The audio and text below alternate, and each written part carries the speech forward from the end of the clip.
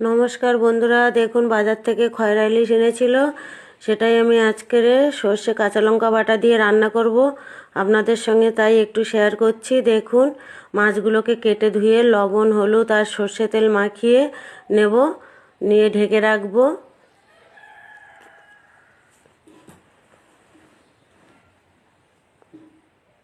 একটু বেশি করেই সর্ষে তেল দিয়েছি।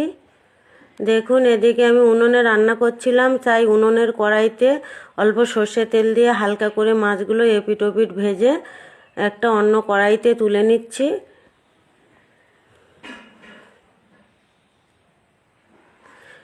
এই কড়াইটা আমি গ্যাসে বসিয়ে রান্না করব।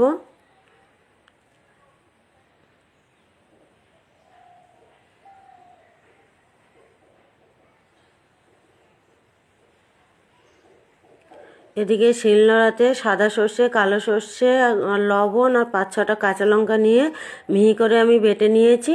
নিয়ে ওই যে পাত্রে মাছটা তুলেছি তার সঙ্গে এই বান্নাটা দিয়ে দিলাম, আর পরিমাণ মতন জল দেবো, দিয়ে ঢাকা দিয়ে গ্যাসে দেখুন বসিয়ে ফুটিয়ে নিয়েছি।